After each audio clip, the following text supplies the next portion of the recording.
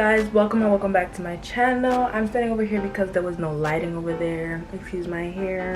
But anyways, as you guys know, I started my keto diet journey, and today I decided to film a what I eat in a day on keto. So I'm going to be showing you guys my breakfast, lunch, dinner, and some snacks that I usually eat. I don't eat snacks every day because sometimes I'm just not hungry.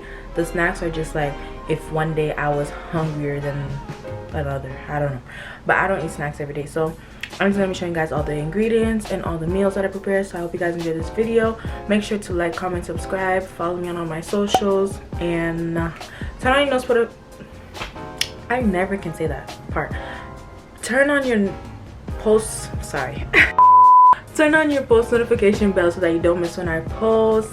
Anyways, my goal is to get to 1,000 subscribers by the end of this year. Side note, so if you guys help me by subscribing, I'll greatly appreciate it. So yeah, let's get started.